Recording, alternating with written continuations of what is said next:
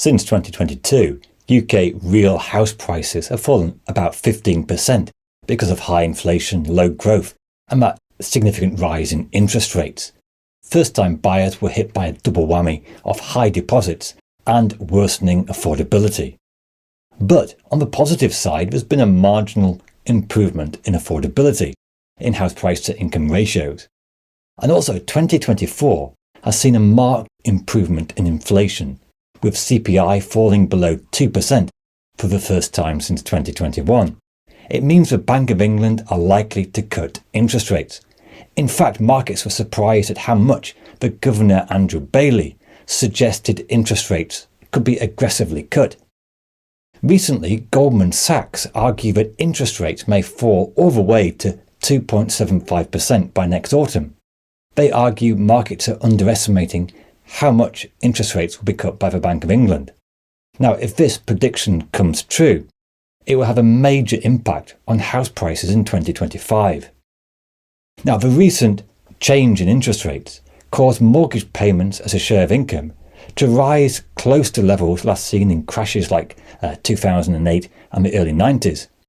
But these worrying levels of affordability have started to improve as interest rates have come down. And any future cut in interest rates would continue to reduce the cost of mortgage interest payments for buyers of houses. Already the cost of a 5-year fixed mortgage has started to fall significantly from last year. And if it continues to decline, it will really transform the market in 2025. Just 14 months ago, a 5-year fixed deal was 5.7%, meaning if you could afford £1,000 a month mortgage payments, you could borrow just £160,000. But if interest rates were to fall to, say, 3%, the amount you could borrow would increase by £50,000 to £211,000. That's a big change in the amount you can borrow, and it would have a big effect on increasing demand, especially because many people who are renting would love to be able to escape the rented sector, which has seen big rises in cost of renting in recent months. Already the current decline in interest rates has caused mortgage lending to bounce back from those lows of last year to more normal levels. Now at this point you might think, but hang on, aren't house prices still vastly overvalued? Well, by some metrics, they certainly are. If we look at the ratio of house price to incomes, then despite some small improvements, it's not close off an all-time record. How can we talk about big price rises when affordability is so stretched? Well, firstly, it will continue to be a constraint on people buying. Many people will remain priced out of the market because prices are so high. However, adjusted for inflation, house prices have come down in the past 15 years. The deposit a first-time buyer needs has stayed fairly constant, meaning in real terms, the deposit is a smaller share of income than it was 15 years ago. Also, when we look at the UK housing market, it's important to understand the role of inherited wealth and family gifts. Parents have responded to the more expensive house prices by being willing to give more to their children, perhaps to help them move out of a family home, or perhaps it's cheaper than subsidising their rents, which can easily be over £2,000 a month in places like London. And it's not just parents helping their children onto the ladder. The Nationwide recently announced a new type of mortgage, 6 times income. And that's really quite unprecedented given the historical norm is closer to 3.5, possibly 4 times income. Also, when we compare to the 1970s, it's worth bearing in mind households are more likely to have 2 earners, with women more likely to be in full-time work than a few decades ago. Also, revisions to ONS data suggest that actual selling prices rose by especially first thought during the COVID boom. Adjusted for RPI and earnings, prices are actually lower than they were 15 years ago. But going back to Goldman Sachs' prediction about interest rates going down to 2.75%, how seriously can we take such a prediction? Because there was a kind of hope that interest rates may stabilise around a normal 5%, because historically interest rates have not been as low as 2.75%. But we have to ask ourselves, why did interest rates remain at 0.5% for 13 years, defying predictions they would go up? And are those forces which caused ultra-low rates still around today? If we look at the history of real interest rates, they've been falling since the 14th century. If we zoom into recent decades, again there's been a fall in the natural rate of interest needed to keep inflation on target. Goldman Sachs suggests that the real interest rate needed to be neutral for monetary policy is just 0.75%. That means if inflation is 2, we only need interest rates of 2.75% to keep the economy on an even keel. In the post-war period, where a growing young workforce, investment was rising, growth was over 2%. But since the great financial crisis, the economy has been much more stagnant. We also have an ageing population, people more keen on saving rather than firms investing. So this means that growth is weaker, and this is keeping inflationary pressures lower, and the excess saving pushing interest rates down. Now, we might not like the idea of interest rates going back to 2 or 3%. I actually think it has quite a few disadvantages. But there are economic forces behind why we had so low interest rates for 13 years. And unfortunately, these may be coming back. And Goldman Sachs is not alone. Deutsche Bank argue interest rates will fall to 3.75% because the economy is doing fairly weak growth and monetary policy is currently too tight. But is it as simple as that? Are we really doomed to another round of very low interest rates? You could argue the golden rule of interest rate forecasts is that they're usually wrong. Certainly in the past, we've had a lot of wrong predictions. There's still an uncertainty about what may happen to inflation. There's always the risk of a new supply-side shock like 2022. Inflation has come down to 2%, but service sector inflation is still elevated. And if households could dip into their savings, we could see a new boom in consumer spending. Although when you say out aloud, it doesn't sound that convincing.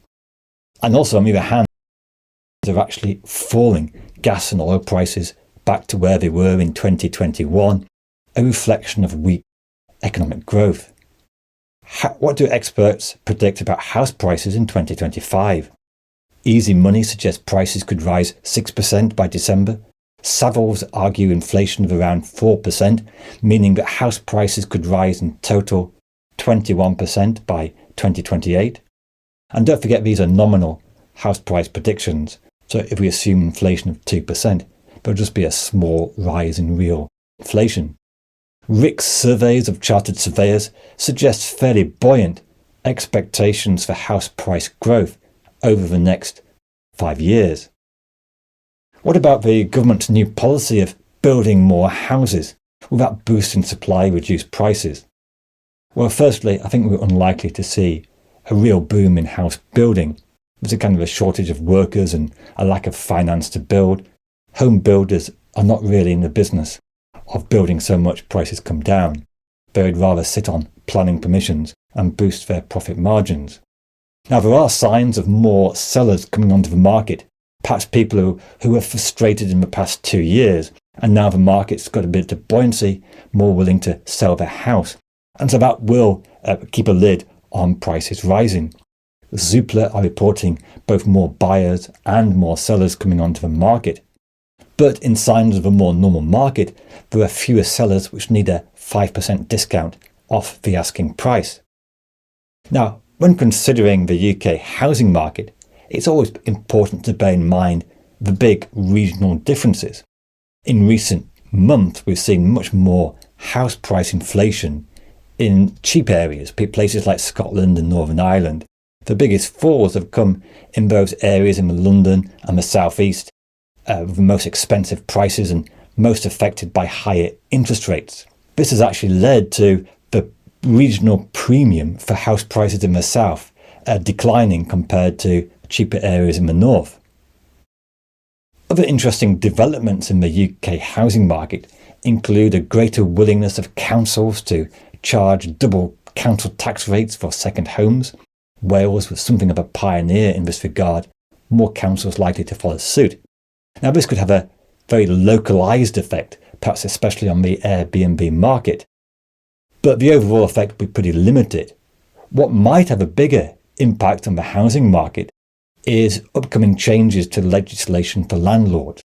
Already, landlords are threatening to sell because of higher interest rates, weak house price growth, and more costly legislation.